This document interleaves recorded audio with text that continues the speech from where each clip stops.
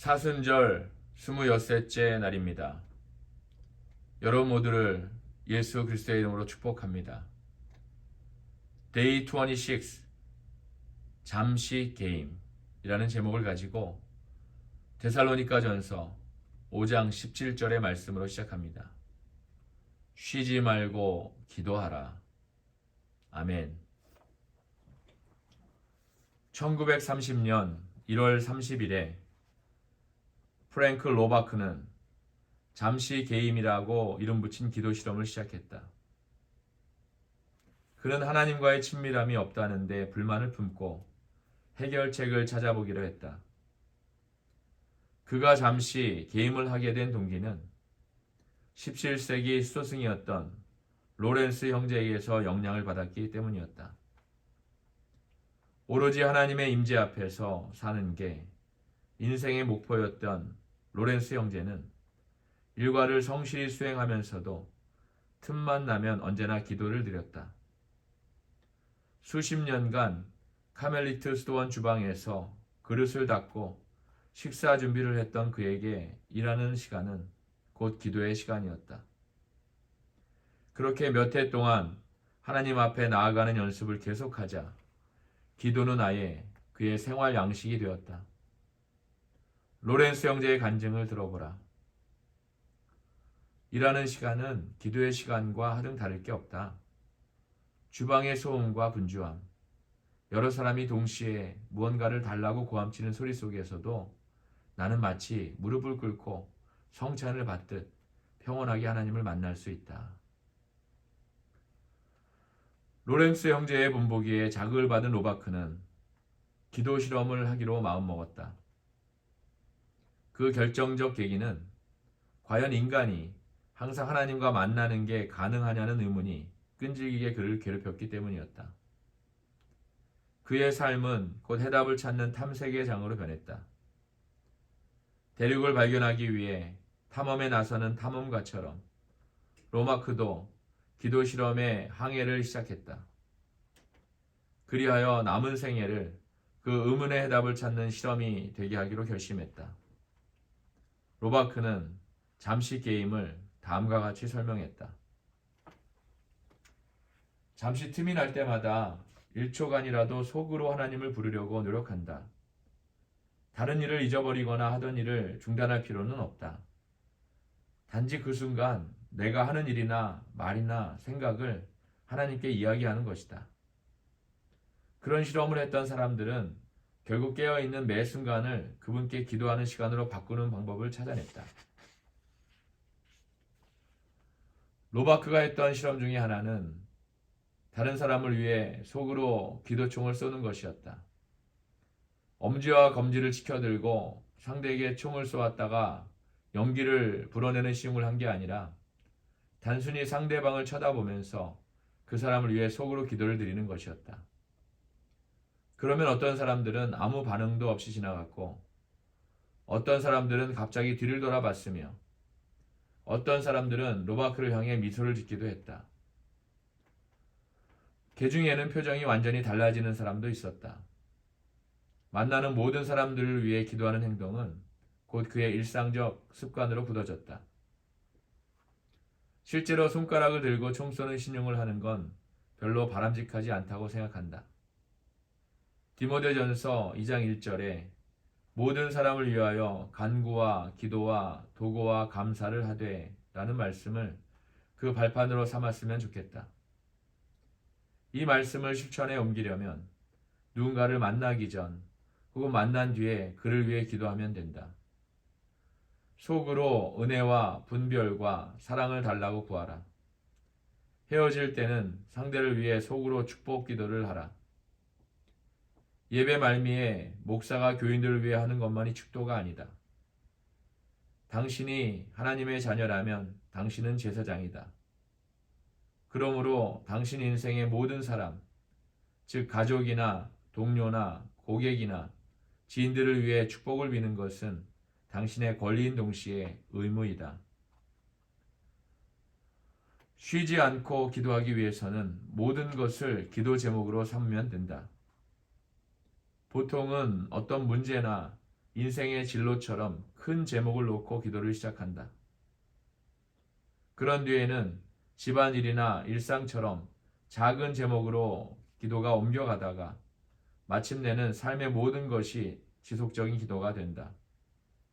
모든 생각, 모든 행동, 모든 순간. 당신이 타고난 용사라면 당신을 위한 좋은 소식이 있다. 당신에게는 어마어마한 기도의 잠재력이 있다는 것이다. 사도 바울은 아무것도 염려하지 말고 다만 모든 일에 기도와 간구로 너희 구할 것을 감사함으로 하나님께 아뢰라고 했다. 당신이 언제나 근심 걱정이 많은 사람이라면 쉬지 않고 기도할 가능성이 아주 높은 사람이다.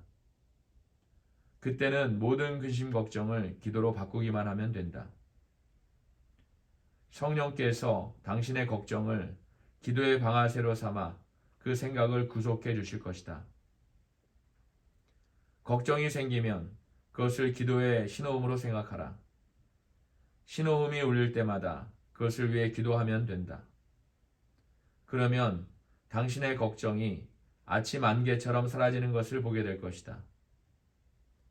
따라서 더 이상 걱정의 시간을 낭비하지 마라.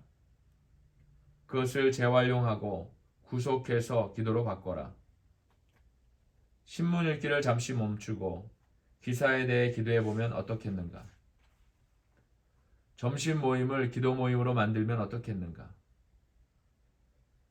집안일을 하면서 속으로 기도를 드리면 어떻겠는가? 그렇게만 한다면 쉬지 않고 기도하는 목표에 상당히 근접하게 될 것이다. 식구들의 빨래를 개면서 그들이 그리스도의 의로 옷 입게 해달라고 기도하라. 직장에 출퇴근하는 시간에 마음속의 염려를 하나님께 올려드려라. 밤에 아이를 잠자리에 누이면서 아이가 마지막 듣는 말이 당신의 기도가 되게 하라. 내가 새롭게 시작한 아주 뜻깊은 기도 습관은 아침에 일어나자마자 침대 옆에 무릎을 꿇고 기도하는 것이다. 하루 중 제일 먼저 하는 일이 그것이다. 눈을 뜨면 침대에서 나와 바닥에 무릎을 꿇는다. 그래서 하나님이 나의 첫 생각과 첫 말을 받으시게 한다. 그것은 또한 나를 하나님의 주파수에 맞추어 준다. 그래서 그날의 마음가짐을 다잡을 수 있도록 해준다. 잠시 게임을 시작한 지 6개월이 지났을 때 로바크는 자신의 거룩한 실험에 대한 소회를 일기장에 이렇게 기록했다.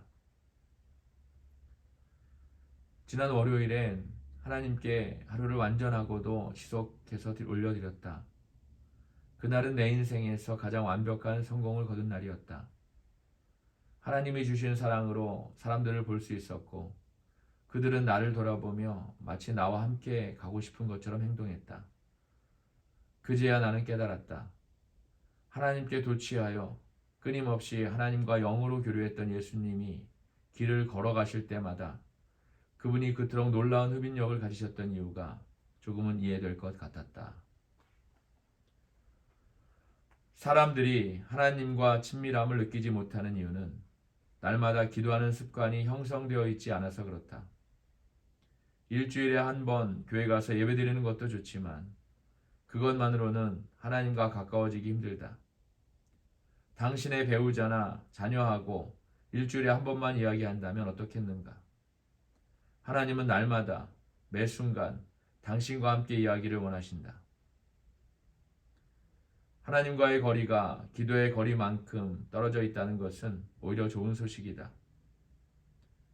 당신과 하나님 간의 최대한 거리는 당신의 무릎과 바닥 간의 거리다. 그렇다고 무릎을 꿇거나 머리를 숙이거나 손을 모아야만 하나님이 들으신다는 얘기는 아니다. 기도는 눈을 감고 하는 것이라기는 보다는 눈을 열고 하는 것이다. 기도가 반드시 하나님 아버지로 시작해서 아멘으로 끝날 필요는 없다. 사실 최고의 기도는 그런 것과 전혀 상관이 없다. 최고의 기도는 날마다 주님 뜻대로 살아가는 삶이다. 기도를 게임으로 만들어 보라. 실험 삼아 새로운 자세, 이를테면 걷거나 무릎을 꿇는 등의 안 해본 자세로 기도해보라. 실험 삼아 안 해본 형태, 이를테면 금식이나 철야나 TV와 인터넷 사용 중단 등의 형태로 기도해보라. 중요한 건 무언가를 희생해서 그것을 기도로 대체한다는 것이다. 실험 삼아 기도의 시간을 바꾸어 보라. 이를테면 이른 아침이나 밤늦게 기도해 보는 것이다. 실험 삼아 색다른 기도 방법을 사용해 보라. 기도 제목을 작성하고 기도 일기를 적어보라.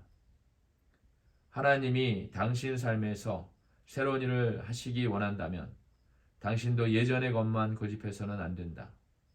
뭔가 색다른 걸 시도해보라. 그러면 뭔가 색다른 일이 일어나는 걸 보게 될 것이다. 아멘. 오늘의 기도 전략입니다. 습관의 변화 플러스 장소의 변화는 관점의 변화입니다. 아멘. 오늘 하루도 오늘 주신 귀한 말씀을 가지고 승리하시고 은혜가 충만하신 하루가 되시는 저와 여러분 모두가 되시기를 예수님의 이름으로 축복합니다.